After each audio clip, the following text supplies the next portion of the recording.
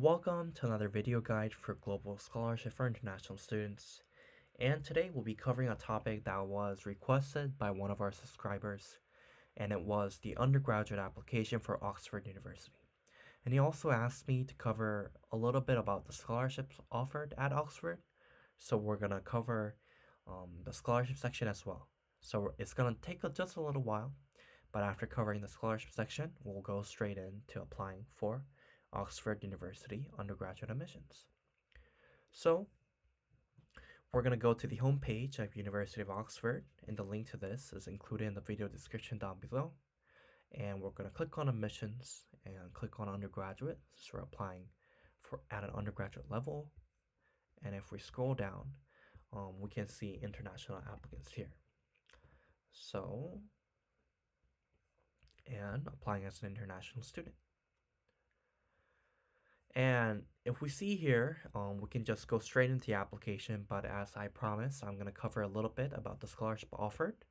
So if we click on fees and fundings, click on 2020 universities, Oxford bursaries and scholarships. And it's going to lead me to a new page. And the scholarships listed at the top are for UK and EU students, so we're going to skip that. And we're going to look at other Oxford scholarships. These are the scholarships that are offered to international students. And if we look at it here, one of the good scholarships that I found for Oxford University was Reach Oxford Scholarship. So if we click on it here, it has great values and it has large general requirements. So am I eligible? You need to be a national from one of these countries. So there's a lot of countries listed here, so make sure you check if your country is listed here. If not, you can always look at other scholarships offered at Oxford University. And level of study is undergraduate, which we were looking for, and year of study was new students, which is probably freshmen, first year students. And the eligible subjects are all courses except medicine. And if we look at other criteria, it says this scheme is only suitable for candidates who have received an offer and who are of the highest academic ability. So your academic merit counts. Financial need and social commitment are also major criteria for selection, but the first mention was academic ability. And I emphasized this previous videos, but I'm going to emphasize it once more.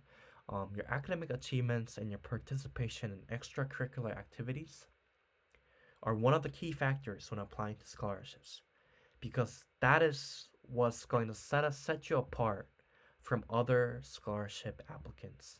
Yes, they're going to have financial need, and you might be committed to the scholarship, but you need to have the academic merit to prove that you can retain the scholarship. And what does it cover? It's going to cover 3 to 4 years depending on course length, and for undergraduate scholarships, it's probably going to go for 4 years because typical undergraduate program lasts for 4 years. And the course fees, it's going to cover your course fees and also give you a monthly living stipend and also a coverage of your airplane ticket for your return airfare. So this is really good, but because there's a lot of international applicants for the scholarship, it's very limited. There's only 2 or 3 awards per year, okay? So I quickly covered the scholarship section for Oxford University, but you can't really get this scholarship if you don't get admitted to University of Oxford. So we're just going to cover quickly the undergraduate application next. So if we click on the UCAS application for international applicants, we can see the major steps of undergraduate application for University of Oxford. We can see the test registration. This is registering for admissions entrance test for University of Oxford. And entrance test is required for many applicants and for many courses as well, because it's going to determine you. It's going to separate you from which applicants they're going to admit or not. And the next step is UCAS application, which is the admissions application for Oxford.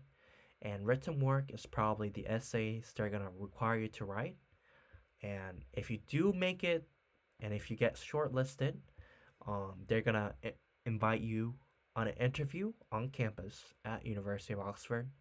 And after that, they're going to make their final decision.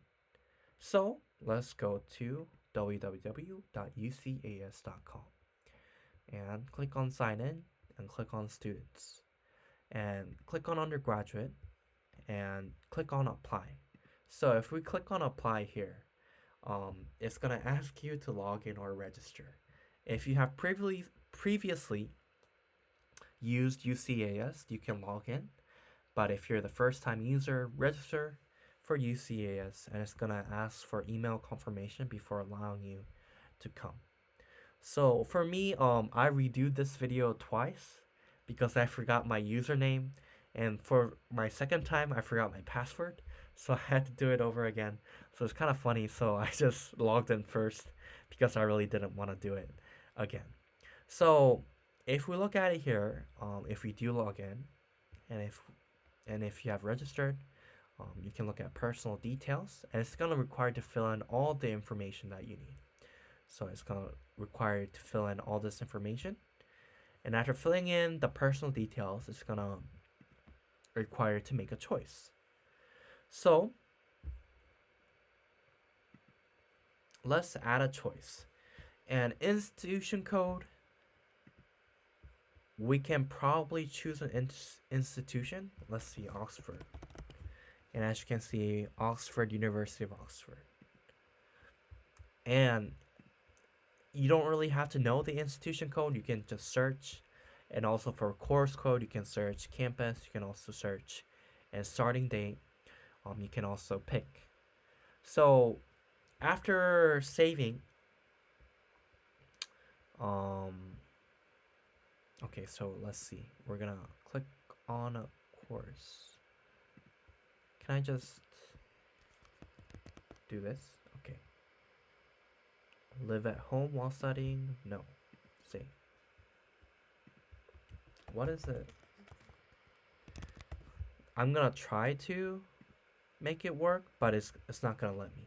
So if we do look at choices, it's gonna ask you to select universities up to 5, and after selecting all that university and filling in all your personal information such as education, employment statement, reference, and viewing all the details, it's gonna ask you to pay. So I don't know how much it's gonna require to pay, and if you do not want to pay, then don't apply using the scholarship portal. And you don't have to apply to universities in UK. You can always apply to universities in United States. Institutions in United States don't require to pay an application fee for most of them. Some of them it's gonna require to pay, but for United Kingdom, it's gonna require you an application fee. So this is it, guys. So if you do want to apply, use the UCAS portal, but keep in mind that you have to pay an application fee because you can apply to 5 different universities in United Kingdom.